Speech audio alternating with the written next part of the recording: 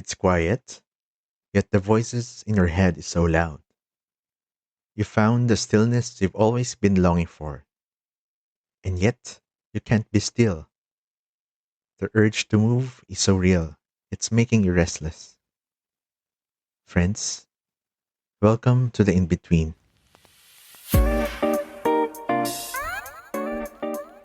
Hi, you're listening to Pockets, a podcast about finding joy, meaning, and purpose in life's simplest moments.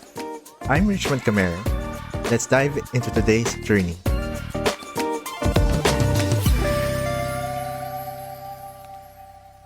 There's always a period in our lives when we feel we have all the time in the world, and yet the same period also brings us anxiety. I like to call it the quiet nothings and in betweens. And for us to have the same picture, let's try to define it first. There are natural in betweens, depending on the period of the year or the season. We feel this the most during holiday season and the start of the year. Maybe when we were still studying, it's the summer or the semestral break. And you could even say that our weekends are small in betweens, the small space of pause that we are granted and forced to maximize. Then there are situational ones, the in betweens that hit harder. Some of those are planned, but most are unexpected circumstances. Experiences that make us question why and ask, what are we supposed to do? We feel this when we decided to move to a different place and we're getting accustomed to a new neighborhood. This happens when we leave our job and we start looking for a new work.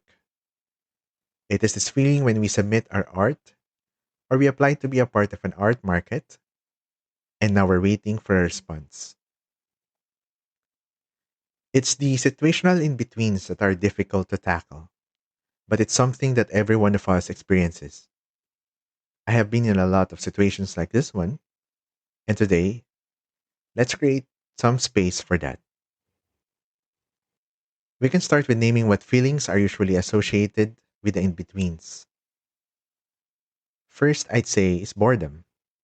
We came from having a set routine on a day to day basis, and suddenly, we have all the time in the world.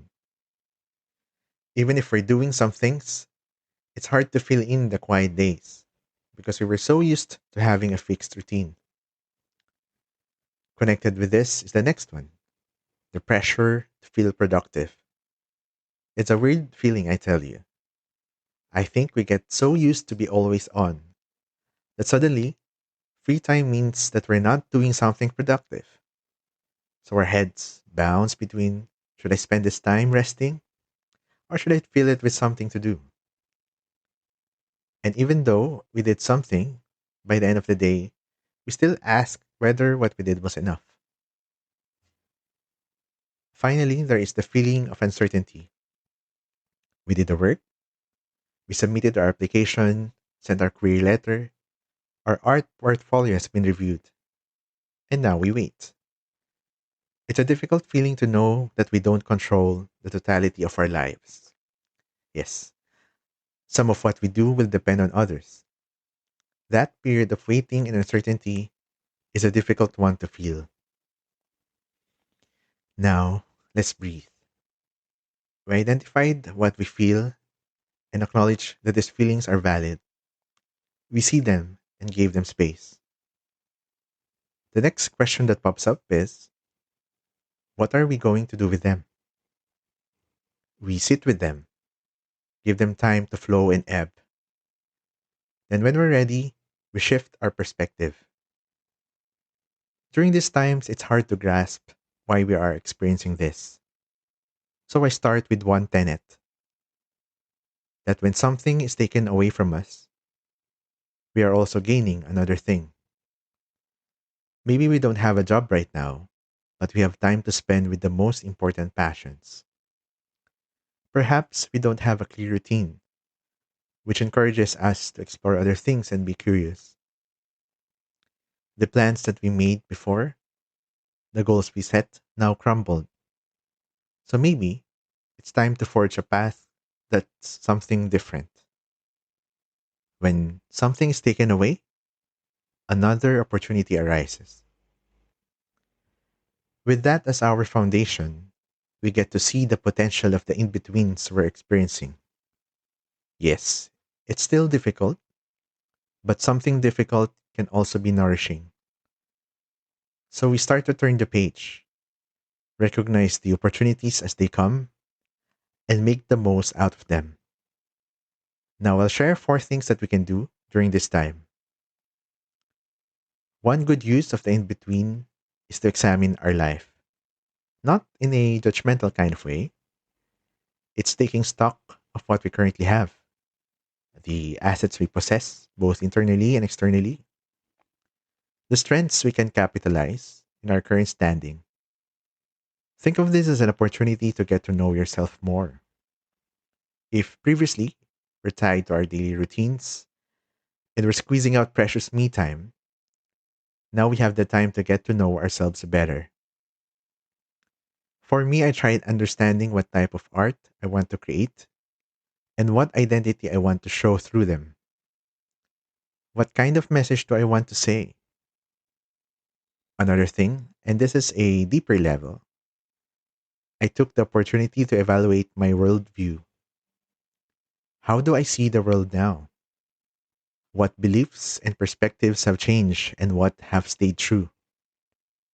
I couldn't ask that and sit with it when I was busy in my day to day. Examining that in this period helped me appreciate the things I have and the things I'm good at. Which brings us to the next point, acknowledging the uncertainty, but holding on to what is certain. Examining our life brought the spotlight to what we currently possess, meaning to the things that we can control. We can control our worldview, we can control our process. Therefore, we can control how we respond to the uncertainty happening to us. The in between varies in length and intensity, so it is important to have an anchor. By holding on to what we can control, to our strengths, we can start to give light to our gloomy days. We can start to make plans, get back to creating despite of what is happening. As we build the momentum, we go to our third point, creating our own rhythm, but not feeling the pressure to be productive. This is one of the hardest thing for me to do, frankly. Even though I know I've done something, by the end of the day, I sometimes question myself whether I have been productive. I think productivity has been greatly tied to our day to day work and routines. That when we're doing something else, even something that truly matters, we don't label them as productive. That's why creating a rhythm is important. Something different with our previous routines, but the rhythm just the same. It redefines how we think about productivity and it gives us a sense of accomplishment. It also reinforces the strengths that we examined in the beginning. We know what we're good at and we see the opportunities, so we slowly build on top of that. It is important that I should say that we should allow for flexibility too. During the period of in between, our will and moods will vary, so we also have to honor our limitation.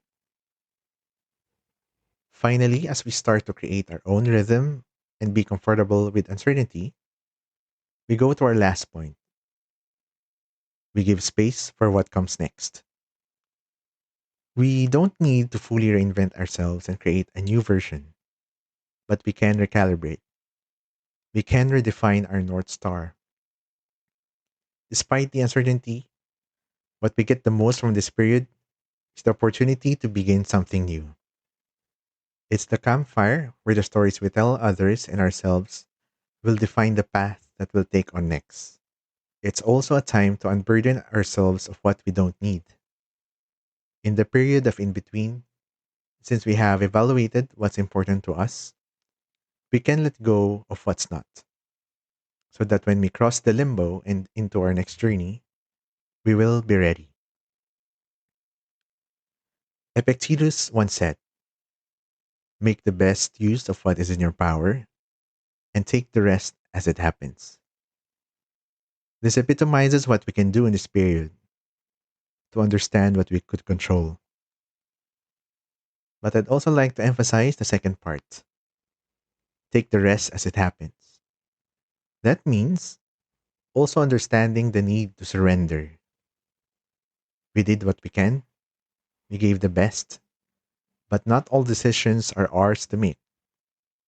When we understand that distinction, my hope is that we will all be at peace, that we see things as they are, and this will allow us to move forward. In the end, the in between is just one season in our life. It will come and it will go. And as I always say and abide with, lead with curiosity. The questions we ask change the world we see. And in this period, if we start with questions, with entertaining the possibility, who knows? What we're searching for just might be on the other side. You've been with Pockets. Thank you so much for sharing this space with me. Now go embrace the moments, build your pockets of meaning, and keep curiosity as your guide.